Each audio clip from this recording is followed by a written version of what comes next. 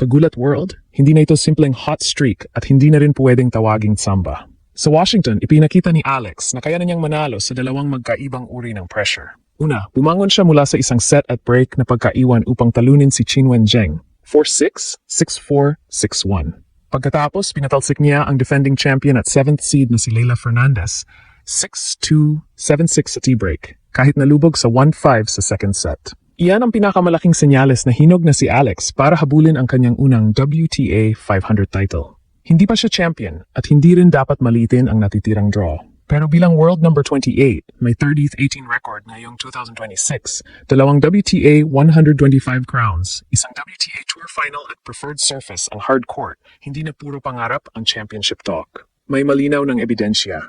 Sa quarterfinals, haharapin niya ang mananalo kina number 2 seed Elina Svitolina at qualifier Polina Kudermetova. Kapag nakalusot, posibleng manggaling sa Naomi Osaka, Elisabetta Cocciaretto side ang semifinal opponent. Mabigat ang landas, pero hindi na imposible para sa Filipina. At hindi lang resulta ang nagpapaingay sa Washington. Sinabi mismo ng tournament chairman na mahigit 80% ng ticket inquiries ay nagtatanong kung kailan maglalaro si Alex. Sa event na may mga Grand Slam champions at established stars, siya ang isa sa pinakamalaking crowd magnets. Hindi pa ito coronation. Pero dalawang elite comeback, isang quarterfinal berth at isang championship door na unti-unting bumubukas. Alexandra Ayala is no longer just arriving. She is ready to contend. Ngayon na. May malaking pagkaiba ang isang player na kayang gumawa ng upset at isang player na handang manalo ng titulo. Ang upset, pwedeng mangyari sa isang napakagandang araw. Pero ang championship run, kailangan mong ulitin ang mataas na level, mag-adjust kapag pumapalya ang laro at manatiling matatag kapag hawak na ng kalaban ang momentum. Yan mismo ang ipinakita ni Alex sa kanyang unang dalawang singles matches sa Mubadala City DC Open. Laban kay Qinwen Zheng, hindi maganda ang posisyon ni Alex. Nakuha ng dating world number 4 at Olympic champion ang opening set, 6-4. Pagdating sa second set, na-break pa si Alex at napunta si Zheng sa 5-3 lead. Dalawang games na lamang mula sa panalo. Sa ganitong sitwasyon, madaling magmadali, pilitin ang winners at mawala sa tamang pattern. Pero hindi iyon ang ginawa ni Alex. Pinreact niya agad si Zheng at nagsimula ng 7 sunod na games. Mula sa muntik ng pagkatalo, bigla siya nakuha ng second set at 4-0 advantage sa deciding set. Tinapos niya ang comeback 4-6, 6-4, 6-1. Hindi lamang lakas ang nagpanalo sa kanya. Ang mas mahalaga ay ang bilis ng kanyang mental reset. Nakita niya ang maliit na opening at hindi na niya binitawan. Pagkatapos ng laban, sinabi ni Alex na matagal na niyang taglay ang grit at fighting mindset. Ngunit mas kaya na niya itong gamitin ngayon dahil mas marami na siyang karanasan laban sa matataas na level na kalaban. Idinagdag niyang mas marami na rin siyang ammunition para suportahan ang kagustuhan niyang lumaban. Napakahalaga ng salitang iyon. Ibig sabihin, hindi na puro puso ang kanyang puhunan. May mas malalim na shot selection, mas malinaw na point construction at mas malawak na tactical options na siyang ginagamit. Pagdating kay Leylah Fernandez, ibang klaseng test naman ang dumating. Si Leylah ang defending Washington champion, 7th seed, former US Open finalist at siya rin ang tumalo kay Alex sa kanilang unang meeting sa Stuttgart noong Abril. Pero sa preferred hardcourt ni Alex, mas naging mabigat at mas epektibo ang kanyang laro. Sa opening set, hindi naging padalos-dalos si Alex. Habang nagkakamali si Fernandez, pinanatili ng Filipina ang tamang spacing at control sa rallies. Hindi niya kailangang gumawa ng napakaraming spectacular winners. Hinayaan niyang si Fernandez ang ma-pressure at gumawa ng errors habang patuloy siyang naglalagay ng isang extra ball pabalik sa court. Kinuha ni Alex ang first set, 6-2. Ngunit sa second set, biglang nagbago ang momentum. Gumanda ang rally tolerance ni Fernandez, naging mas eksakto ang forehand at nakakuha siya ng 5 sunod na games para lumamang 5-1. Dito makikita kung bakit mas mature na ang bersyon ni Alex ngayon.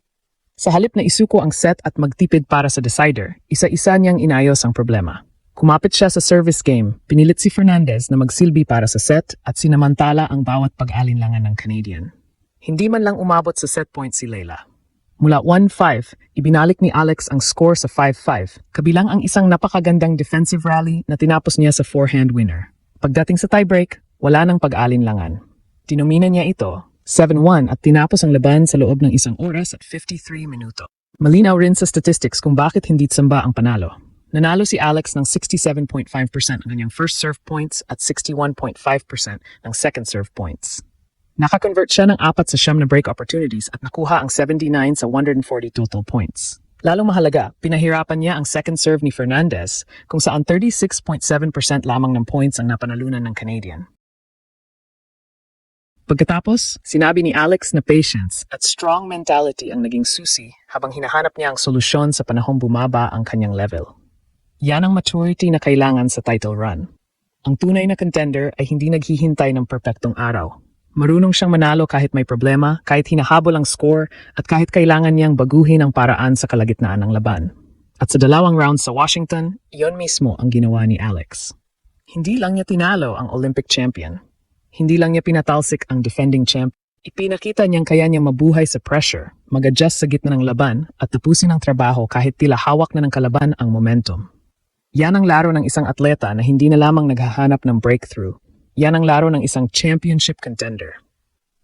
Ngayon, ito ang tanong, hinog na ba talaga si Alex para sa unang WTA 500 title ng kanyang career? Patay sa ipinakita niya, oo, handa na siyang makipaglaban para rito. Pero ang pagiging handa ay hindi nangangahulugang automatic na champion. 3 panalo pa ang kailangan niya at bawat round ay mas magiging mabigat. Sa quarterfinals, hihintayin ni Alex ang mananalo sa pagitan ng number 2 seed Elina Svitolina at qualifier Polina Kudermetova. Magkaiba ang maaring dalhin ng dalawang iyon. Si Svitolina ay isang experienced top 10 competitor na kayang pahabay ng rallies, baguhin ang tempo at pilitin ang kalaban na gumawa ng extra shot. Hindi siya madaling ma-pressure at marami na siyang pinagdaanang malalaking laban. Si Kudermetova naman ay maaring pumasok bilang dangerous qualifier na sanay na sa court conditions at walang gaanong pressure. Kapag ang isang qualifier ay umabot ng ganito kalalim, kadalasan ay mataas ang confidence at malaya ang kanyang swing. Kahit sino ang lumabas, hindi pwedeng umasa si Alex sa panibagong miracle comeback. Maganda ang kanyang resilience, pero habang lumalalim ang torneo, mas mahalagang siya ang unang magdikta. Kailangan niyang protektahan ang opening service games. Panatilihing matibay ang second serve at iwasang bigyan ang kalaban ng libreng momentum.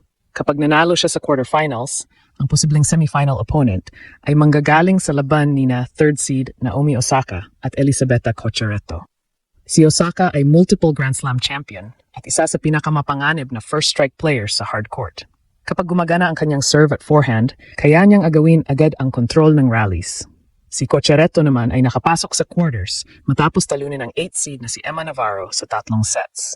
Ibig sabihin, wala ring madaling bahagi ng draw. Pero narito ang dahilan kung bakit tunay na contender si Alex. Napatunayan na kaya niyang talunin ang iba't ibang klase ng elite opponent. Kasalukuyan siyang world number 28 at career high niya rin yon. May 30 panalo na siya sa 48 matches ngayong taon. Nanalo siya ng WTA 125 title sa Birmingham, umabot sa WTA 500 semifinals sa Berlin at nagpakita ng malalaking resulta sa Grand Slam stage.